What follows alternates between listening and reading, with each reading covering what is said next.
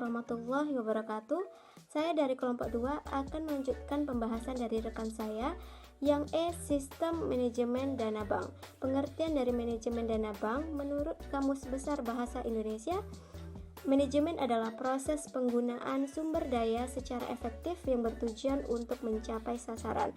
Sedangkan pengertian dana bank menurut Dr. Andreas Muhammad Sinungan dalam bukunya yang berjudul Manajemen Dana Bank ialah uang tunai yang dimiliki bank atau aktiva lancar yang dikuasai bank dan setiap waktu dapat diuangkan. Maka disimpulkan bahwa manajemen dana bank ialah proses penggunaan uang tunai atau aktiva lancar yang dimiliki bank yang secara efektif bertujuan untuk mencapai sasaran. Sasaran yang dimaksud di sini ialah tujuan, fungsi, dan tugas yang dimiliki bank, yaitu financial intermediary. Lalu, apa sih tugas utama dari bank ini? Tugas utama dari bank yaitu menghimpun dana masyarakat. Yang kedua, memberi kredit. Yang berikutnya, fungsi dana bank. Yang pertama, sebagai sumber dana biaya kegiatan operasional bank. Yang kedua, untuk memenuhi ketentuan surat edaran dari Bank Indonesia. Yang ketiga, sebagai sumber dana untuk investasi primer dan sekunder. Yang ketiga, sebagai penyangga dan penyerap kerugian bank bersangkutan. Yang kelima, sebagai tolak ukur besar kecilnya bank. Yang C, sistem manajemen dana bank. Yang dimaksud di sini adalah tata cara dalam mengatur pola bank dari berbagai aktivitas bank. Sistemnya yaitu yang pertama, unit banking system memiliki ciri-ciri yaitu organisasinya kecil, ruang lingkup operasionalnya terbatas, lalu keputusan kredit dapat lebih cepat karena prosedurnya tidak terbelit-belit dan langsung ditangani oleh direksi. Lalu sistem yang berikutnya ada branch banking system, memiliki kelebihan yaitu organisasinya besar dan jaringan operasionalnya luas. Kemudian kantor pusat bisa memberikan perencanaan pengembangan bank secara perspektif jangka panjang, sedangkan cabang-cabang dan kantor wilayah bisa memberikan rencana-rencana jangka pendek. Lalu yang berikutnya ada penetapan sistem organisasi line and staff dengan wawasan yang luas yang lebih berkembang. Lalu ada kekurangan dari branch banking system. Yang pertama, bagi kredit yang berjumlah besar harus memerlukan waktu yang cukup lama karena harus melalui jenjang status, misalnya dari cabang ke atasnya dan kantor wilayah. Yang kedua, tidak merata keterampilan manajerial dan teknis di cabang-cabang sehingga terjadinya keterlambatan. Yang ketiga, mengetahui akibat-akibat langsung dari suatu perubahan ekonomi atau perdagangan yang mempunyai dampak luas bagi pengelolaan dana dan kredit. Yang F, ada sumber dana bank. Sumber dana bank adalah usaha bank untuk memperoleh dana dalam rangka membiayai kegiatan operasinya.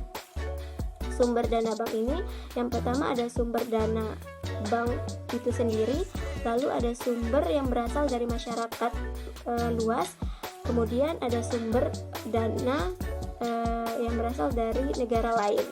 Yang G, alokasi dana bank. Alokasi dana bank dapat juga disebut dengan penjualan kembali dana yang diperoleh dari perhimpunan dana dalam bentuk simpanan. Faktor penentuan kebutuhan dana yaitu ketentuan pemerintah, lalu ada area operasional bank, kemudian ada produk jasa bank, tujuan bank, pimpinan bank, kemudian ada kebutuhan likuiditas yang dimiliki. Yang H, alokasi dana yang menurut sifat aktiva. Alternatif penggunaan dana yaitu cadangan likuiditas ditunjukkan untuk memenuhi kebutuhan likuiditas dalam jangka pendek. Resiko dari aktiva ini sangat rendah sehingga bank tidak mengharapkan penerimaan jumlah yang tinggi terhadap aktiva ini. Aktiva yang tidak produktif atau juga disebut dengan idle fund yaitu cadangan primer. Cadangan primer itu kebutuhan untuk memenuhi likuiditas minimum dan keperluan operasi bank sehari-hari. Yang kedua, cadangan sekunder untuk memenuhi likuiditas dalam jangka kurang dari 1 tahun sekaligus mencari keuntungan. Yang ketiga yaitu penyaluran kredit, yaitu sumber pendapatan utama dari bank dalam penyaluran kredit berjangka pendek, menengah, dan panjang. Yang berikutnya ada investasi, yaitu prioritas alokasi dana bank terakhir. Adapun jenis-jenis aktiva yang menghasilkan atau tidak, yang pertama yaitu earning asset adalah semua aset dalam rupiah dan valuta asing yang dimiliki oleh bank untuk memperoleh penghasilan sesuai dengan fungsinya. Pengelolaan dana dalam aktiva produktif merupakan sumber dari pendapatan yang akan digunakan untuk keseluruhan biaya operasional bank, seperti biaya bunga, biaya tenaga kerja, dan operasional lainnya. Komponen aktiva produktif seperti kredit yang diberikan, penempatan dana pada bank lain, lalu ada surat-surat berharga, dan yang terakhir ada penyertaan modal. Sekianlah pembahasan dari penjelasan yang saya sampaikan tadi. Semoga bermanfaat, dan selanjutnya akan disampaikan oleh rekan saya. Terima kasih. Assalamualaikum warahmatullahi wabarakatuh.